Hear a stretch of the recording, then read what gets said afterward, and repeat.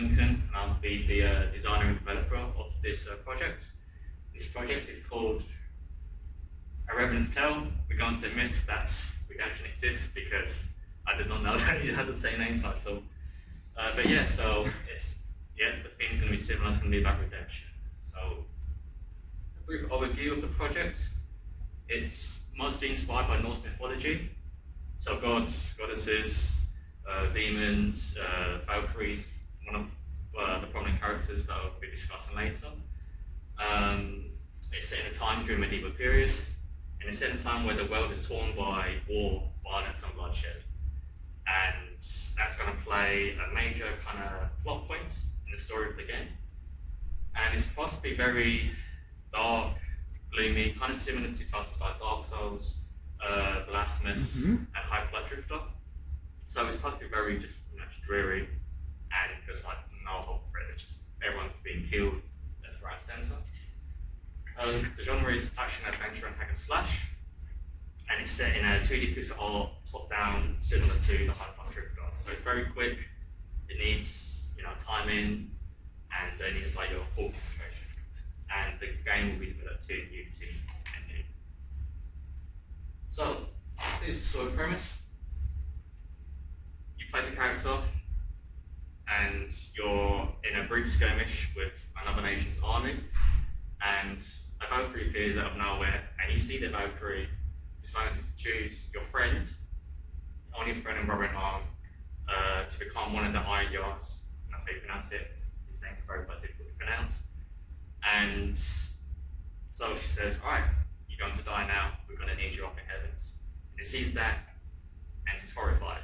He grew up with him, they were both orphans, the parents died, and it's just kind of very tragic to him. And so in a fit of rage and anger, he just went straight for the general, crying like, no, that's it. I want this to end, I want you to go home, I just want to just cry about it. And he failed. He died miserably, he couldn't concentrate, he wasn't focused. So because of that, his commitment to the mortal realm, he decided not to pass on, and he became part of the undead, known as the Draugrs. So he comes back, and his only goal for this entire being to exist is to find the Valkyrie and kill her. So here's your playable character. On the left is pre-death, and on the right is post-death. Here you can see he's quite young. This isn't the actual character, this is just some pictures I found on the internet. But yeah, so here he's young, strong, he's kind of reckless, kind of typical of a young hero, doesn't know much about the world, and it doesn't help the fact that he's also an orphan, so the concept of families and everything you have to kind of learn through friendship and camaraderie in the army. And so yeah, and this is him post-death. He's very gnarly and very brittle. And this plays kind of important part in the gameplay factor. Here, he's quite strong and fit.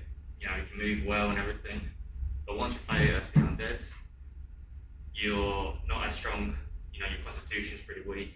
It won't take that many hits to kind of kill you and start over the level again. So that's one of the reasons why being undead kind of helps in kind of deciding what type of gameplay you're going to be doing.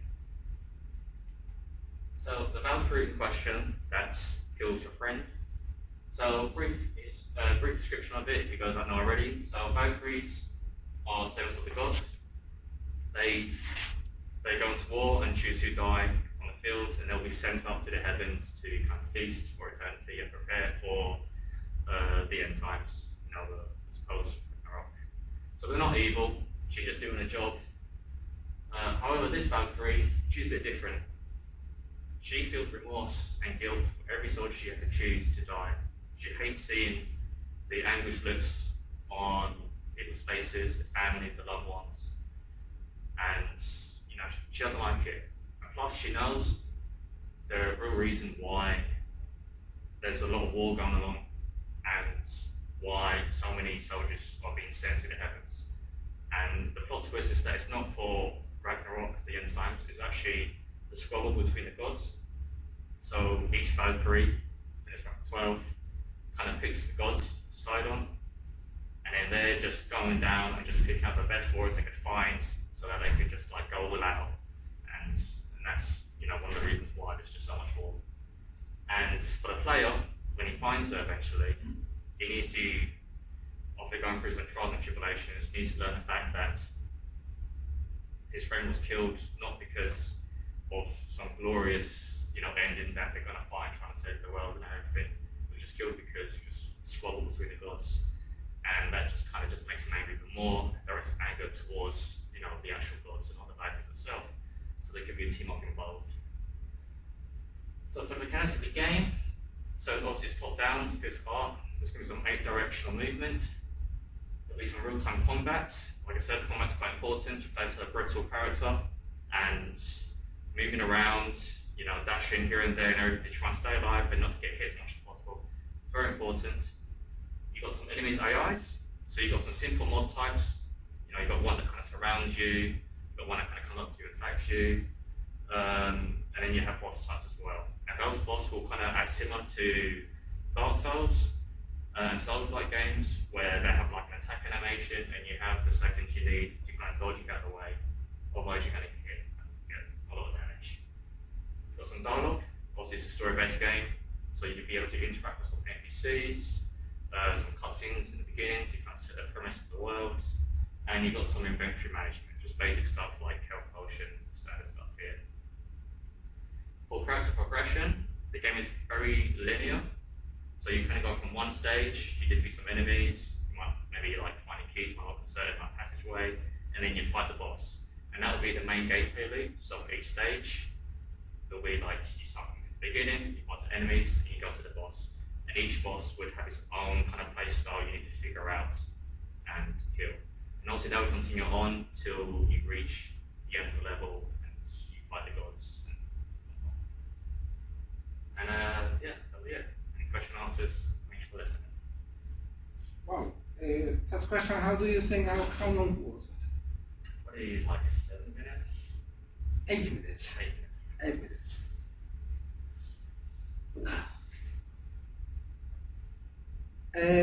I will start from telling that compared to Fintan's presentation, I was much clearer now what the game is about. But I have to say that partially it's because your game is more like mainstream typical game based on Norse mythology, which is nothing wrong. That's very fine. But you think that you had a bigger challenge to tell what the game is about. Okay, here you just could say quite briefly, and it was clear from the very beginning. But whilst with Fintan game, I knew even without any particular description why this game would be special for him. I don't know anything about your motivation. Okay, what made you interested in creating this particular game? Well, there's this quote that was said by the Japanese game developer, and I think it was something along the lines of he made a little build for the playtesters, and he got given the feedback saying that the game was hard and tricky to complete. So instead of like making changes to make it easier for consumers, he just goes, I just make it even harder instead. And I kind of like that thinking where I like the fact that there are some games, like the casual games on your side there, like the Caton, it's about kind of like just bringing everyone in all together, and you get all different types of people kind of enjoying it and have this kind of community. But when you have like a game that's quite hard to complete, and yes, that will probably turn a lot of people away because a lot of people do get frustrated. You see a lot of streamers you go crazy and just throw the keyboard out the window or something like that. But I think even though they're angry and they're like screaming, it's also the factor where it's kind of fun as a viewer, you're watching it and you're streaming. But it's also the fact that like even though you're angry, you're just so close to just like completing this one level that you've been doing for hours, and when you do it, you know, and the satisfaction you get from it. So why didn't you tell us this thing? Okay, Well, you concentrated on technical details of I your. thought we'd gone for a while, so I just kind of like, yeah. Guys, remember, this is a presentation. This is a pitch of your game. It's not a PowerPoint version of your game design document. Okay. So don't be shy to tell about your motivation, why you wanted to go ahead with this project. What was your real goal? And your real goal wasn't just to create a Norse mythology-based game. You only now, as an answer to my question, you revealed what was your real motivation. Okay? And if you started, well, you could have started as you did today, right? Because it gave us a good exposition, good initial understanding of what game is about. At least it was quite clear for me, and we will hear how in a moment. But just after this, you could say something like, okay, you may be wondering why we need another Norse themed game. So I will tell you why. Okay? Something like that. Alright? Hope? So I really like the art in the slides, and it sort of sets up a certain kind of game in your mind. And then I look and it says 2D pixel art. And then I think I heard you say top down. Yeah. So what I'm looking at here, you know, with, and I've downloaded the slides so I can really see how lovely the art Yes. is, you know, this beautiful purple feathers, just stunning, and then these playable characters. But that's not the game you're going to make if it's pixel art. Yeah, no, those obviously images were just kind of there to just kind of give you a feel like what the characters in the world would look like.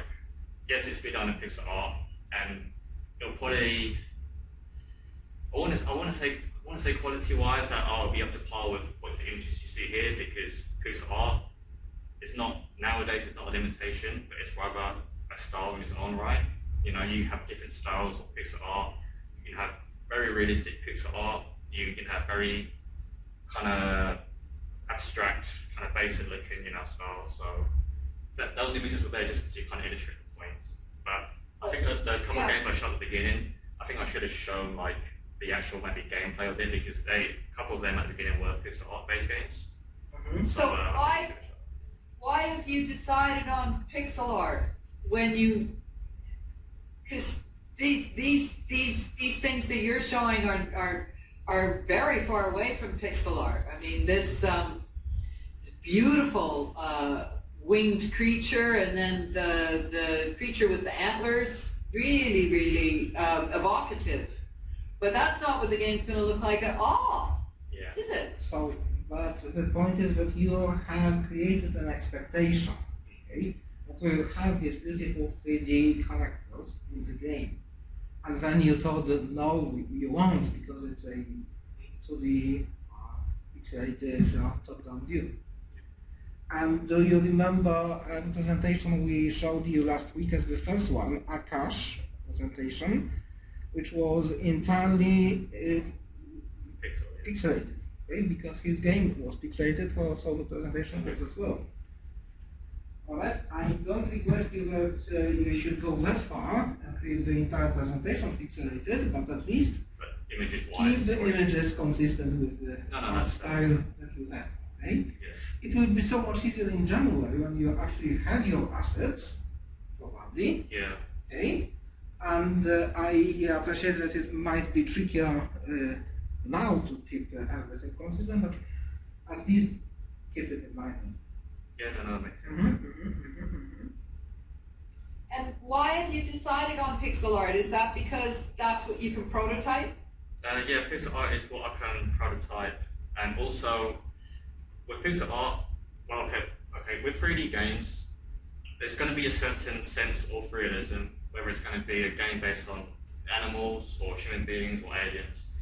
There's always the expectation that they should move the way how we would understand movements, all right, or body motors and everything. Because of that, when you're doing animations, it's very tricky to hide. It's very tricky for you to kind of hide certain aspects that didn't go well in the game, because people would just see, yo, his elbow just kind of flung up for a second, it's just too weird. With pixel art, we already have an expectation that, okay, the animation could either be like 32, 64 frames, or it could be 12 frames. But with those frames that we're limited with, we can, instead of just saying, oh, that just looked weird, we can already fill in the blanks and be like, alright, cool, so I see a little wave of the sword. You know, he didn't do a full wave, but there's one sword here and one sword at the end, and it's a little wave. But as a player, you kind of know, you just swung a sword. So you can hide, you know, you can quickly kind of iterate and hide certain parts, but it would still look and be consistent with the rest of like how the character moves. With 3D, it would just be, you know, quite tricky to kind of get away. You spend more time trying to get it right. And I'm not an experienced 3D modeler, so yeah. But I think that, so we've got a 2D top-down pixel art game. Mm-hmm. So with a hack and slash mechanic. Mm-hmm. Okay, so the thing with top-down 2D pixel art is you're not going to be able to get facial expressions. Mm-hmm. So the whole story, I think it's quite in depth in terms of emotions and relationships, but you're not going to be able to get that across because of 2D pixel art, you know. So there's, to me, there's a dissonance between the story and everything you've shown me and then what you're actually going to design, because what you're actually going to design, there could be a premise, and, you know, it's because it's basically a war game and it's a hack and slash game, and, you know, there could be a premise and there could be a goal, but you don't need this emotional story because you're not going to be able to deliver it because the format that you're using doesn't allow for it. Yeah, okay. And additionally, I'm slightly concerned that this may be the case in which you design your prototype instead of prototyping your design. So I will ask you a question. If I funded your project by providing a team of professional developers, either 2D or 3D, because we have both, okay?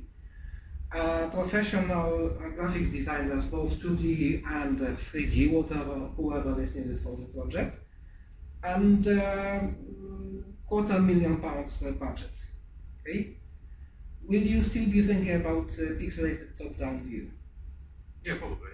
Because then, if you want to talk about emotions, you know, Hyperlight Drifter, the game that I showed before, that had no text in it, but there was still a story involved. There's quite a deep story involved as well. Most of the story snippets that you see are basically pictures, and that's also in pixel art as well. You go up to an NPC, and there'll be a picture of a sequence of maybe just like an action, like someone's house being destroyed and everything. You probably have no idea, like, okay, what's this got to do with me? Until you travel and explore and you realize, okay, so this is actually what happens. There's some like dead soldiers lying on the ground, so clearly a battle must have taken place, and she must So be. it won't be everything top down. We'll have some kind of close-ups to show what is Yeah, there'll probably be, like, if you were to give me the funding, then there'll be like sequences of images to kind of show like past events, you know, what has happened. And you can do close-up facial expressions as well. First of all, don't worry about budget. Okay? You have the budget, you have the means, you don't have to bother with lack of 2D designers, 2D graphic designers, and stuff like this, right? Only thing is, you don't have to prototype everything in your game. Whatever you prototype, if it is decent, you will get a good mark, okay? But I don't want to see in the game design that something's missing in the game design because you don't want to prototype it. You don't have to prototype it, but I want to see this in the game design. So I consider that you have hope. Are you happy with the way So your question about because it was quite funny. You told him, okay, 2D pixelated top-down graphics is not very good to express emotions. Then I asked if you had unlimited budget, would you still? And the answer was yes, I would still have a 2D top-down graphics to better express emotions. Okay, but now we have a better understanding. It's not just top-down. Okay, it's more like this. Okay. Yeah. No, I got all that, and what I would say is, okay, well then that needs to be storyboarded. Yeah. You know, so let's see how those emotions are portrayed in the and I would redo your pitch completely because it misrepresents what you're doing. Yeah, no, that makes sense. Yeah. You know, I'm expecting something that looks like Dark Souls and AAA, and you know that's not what I'm gonna get. Yeah. No, makes sense. Fair enough. So make your pitch more in the target, artistic style. Yeah. Definitely. And also maybe tell more exactly what the style is. Alright? So with all those close-ups, how you want to express the emotions. And if we are on it, because this was completely missing in this presentation. If you could elaborate a little bit why you think, let's say what you answered, okay? What we asked you, and you gave us a good answer, but it should have been in your presentation, okay? Yeah, no, that's fair. And in that case, we would not only understand what your game is about, because this was well done, okay? I had a very good understanding what the game story is, and I liked the story, but what I was missing was why you have chosen this particular game, okay? And why you have chosen this even more tricky question, why you have chosen this particular style. Okay. Hope any other questions, remarks, comments? No, I think I've, the only other thing is you don't need a Unity logo. Yeah. You're not selling Unity. Oh, yes, there was someone, indeed, Jeremy, Young, Fintan, any questions, comments, remarks, suggestions? You mentioned that, like, the character, you played part of the story is the character who's alive and stuck in a thousand, he comes back, for the dead. Does the gameplay shift dramatically, or is it just now that you're undead, you want a lot less health, you're under certain limitations? Yeah, so I should have specified that earlier, but yeah, so you start off as the undead, but before you start off, you get a free phase of life. That's one little scene, just to show life. Oh, you're in a battle, your friend died, you died, then you start off as that, yeah. Oh.